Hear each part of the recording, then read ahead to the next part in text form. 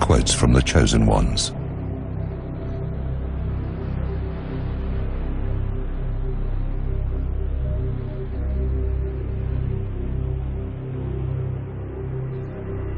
There is a huge gap between us Jews and our enemies, not just in ability, but in morality, culture, sanctity of life and conscience. They are our neighbors here, but it seems as if at a distance of a few hundred meters away, there are people who do not belong to our continent, to our world, but actually belong to a different galaxy. Israeli President Moshe Katsav, the Jerusalem Post, May the 10th, 2001. The Palestinians are like crocodiles. The more you give them meat, they want more. Ehud Barak, Prime Minister of Israel at the time, August 28, 2000, reported in the Jerusalem Post, August 30, 2000. The Palestinians are beasts, walking on two legs. Menachem Begin, speech to the Knesset, quoted in Amnon Kapeliuk. New Statesman, 25th of June 1982.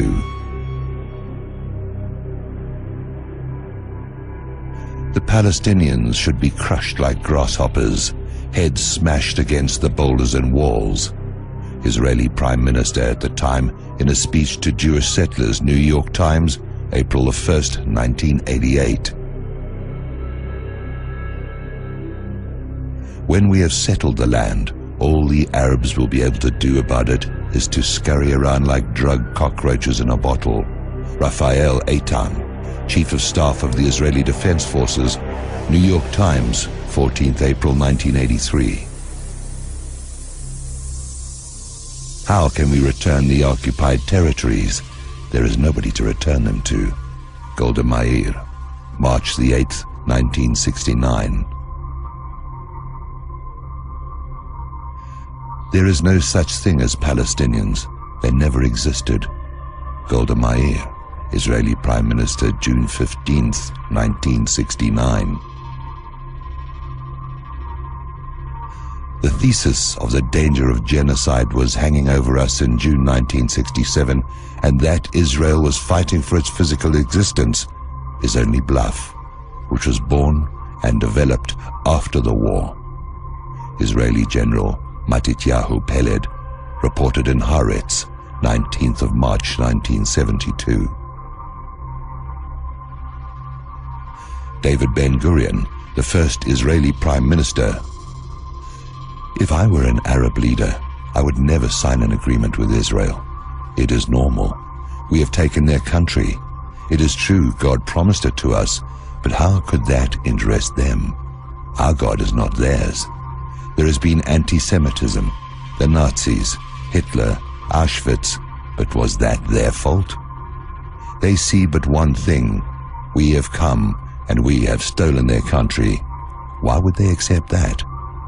Quoted by Naim Goldman in La Paradoxe Juif, The Jewish Paradox, page 121. Ben-Gurion warns in 1948, "We must do everything to ensure the Palestinians never do return," assuring his fellow Zionists that Palestinians will never come back to their homes. From "the old will die and the young will forget." We have to kill all the Palestinians unless they are resigned to live here as slaves. Chairman Heilbrunn of the Committee for the Re-election of General Shlomo Lahat, the mayor of Tel Aviv, October 1983. Every time we do something, you tell me America will do this and will do that. I want to tell you something very clear. Don't worry about the American pressure on Israel. We, the Jewish people, control America, and the Americans know it. Israeli Prime Minister Ariel Sharon, October the 3rd, 2001, to Shimon Peres, as reported on Kol Yisrael Radio. We declare openly that the Arabs have no right to settle on even 1 centimeter of Eretz Israel. Force is all they do or ever will understand. We shall use the ultimate force until the Palestinians come crawling to us on all fours. Rafael Eitan, Chief of Staff of the Israeli Defense Forces, Gad Becker, Yediot Achronot, 13 April 1983, and the New York Times, 14 April 1983. We must do everything to ensure that they never do return. David Ben-Gurion in his diary, 18th July 1948, quoted in Michael Bar Zohar's Ben-Gurion, The Armed Prophet, Prentice Hall, 1967, page 157. We should prepare to go over to the offensive with the aim of smashing Lebanon, Transjordan, and Syria. The weak point in the Arab coalition is Lebanon, for the Muslim regime is artificial and easy to undermine. A Christian state should be established. When we smash the Arab Legion's strength in Bom Amman, we will eliminate Transjordan too, and then Syria will fall. If Egypt still dares to fight on, we shall bomb Port Said, Alexandria, and Cairo. David Ben-Gurion, May 1948, to the General Staff, from Ben-Gurion, a biography by Michael Ben Zohar, Delacorte, New York, 1978. We must use terror, assassination, intimidation, land confiscation, and the cutting of all social services to rid the Galilee of its Arab population. Israel Koenig, the Koenig Memorandum. Jewish villages were built in the place of Arab villages. You do not even know the names of these Arab villages. I do not blame you because geography books no longer exist. Not only do the books not exist, the Arab villages are not there either. Nalal arose in the place of Malul, Kibbutz Gvat in the place of Jipta, Kibbutz Sarit in the place of Hunefis, and Kefar Yeshua in the place of Tal al-Shuman. There is not a single place built in this country that did not have a former Arab population. Moshe Dayan, addressed to the Technikon, Haifa, reported in Haaretz, April the 4th, 1969. We walked outside, Ben-Gurion accompanying us. Alon repeated his question, what to be done with the Palestinian population? Ben-Gurion waved his hand in a gesture which said, drive them out. Yitzhak Rabin leaked a censored version of Rabin memoirs published in the New York Times, 23 October 1979. Rabin's description of the conquest of Lydda after the completion of Plan Dalet. We shall reduce the Arab population to a community of woodcutters and waiters. Yuri Lubrani, PM Ben-Gurion's Special Advisor on Arab Affairs in 1960, from The Arabs in Israel by Sabri Girias.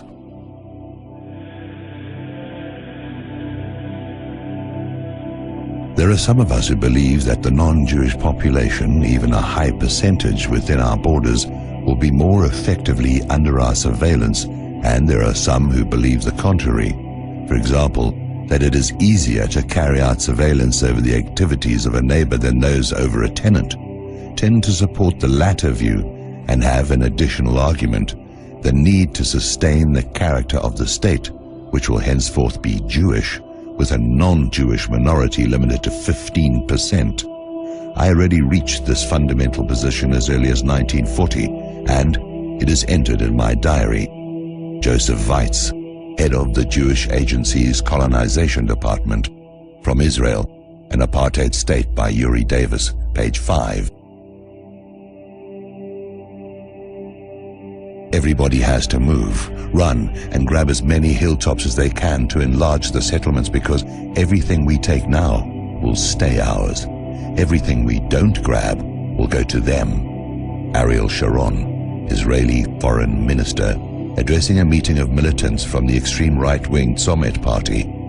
Agence France Presse, November the 15th, 1998. It is the duty of Israeli leaders to explain to public opinion clearly and courageously a certain number of facts that are forgotten with time. The first of these is that there is no Zionism, colonization, or Jewish state without the eviction of the Arabs and the expropriation of their lands. Yoram Bar Porath, Yediat Achronot of 14 July 1972. Spirit the penniless population across the frontier by denying it employment. Both the process of expropriation and the removal of the poor must be carried out discreetly and circumspectly. Theodor Herzl, founder of the World Zionist Organization, speaking of the Arabs of Palestine, Complete Diaries, June 12, 1985 entry. 1 million Arabs are not worth a single Jewish fingernail. Rabbi Yaakov Perrin, February the 27th, 1994. From the New York Times, February 28th, 1994, page 1. We Jews are the destroyers and will remain the destroyers. Nothing you can do will meet our demands and needs. We will forever destroy because we want a world of our own. You Gentiles, by Jewish author Maurice Samuels, page 155. We will have a world government whether you like it or not. The only question is whether that government will be achieved by conquest or consent. Jewish banker Paul Warburg, February the 17th, 1950, as he testified before the U.S. Senate. We will establish ourselves in Palestine whether you like it or not. You can hasten our arrival or you can equally retard it. It is, however, better for you to help us so as to avoid our constructive powers. That turned into a destructive power which will overthrow the world.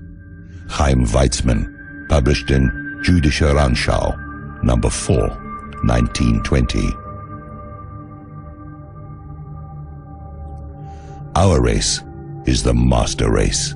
We are divine gods on this planet. We are as different from the inferior races as they are from insects. In fact, compared to our race, other races are beasts and animals, cattle at best. Other races are considered as human excrement. Our destiny is to rule over the inferior races. Our earthly kingdom will be ruled by our leader with a rod of iron. The masses will lick our feet and serve us as our slaves. Israeli Prime Minister Menachem Begin, in a speech to the Knesset, the Israeli parliament, quoted by Amnon Kapeliuk, Begin and the Beasts, New Statesman, June 25, 1982. The modern age is the Jewish age, and the 20th century in particular is the Jewish century. Yuri Slezkin, Professor of History at University of California, Berkeley, The Jewish Century, Princeton University Press. What shocks and worries me is the narrow-mindedness and short-sightedness of our military leaders. They seem to presume that the State of Israel may, or even must, behave in the realm of international relations according to the laws of the jungle, the long chain of false incidents and hostilities we have invented, and so many clashes we have provoked. From the diary of Moshe Sharet, former Prime Minister of Israel in Livia Rokash, Israel's Sacred Terrorism, published 1980.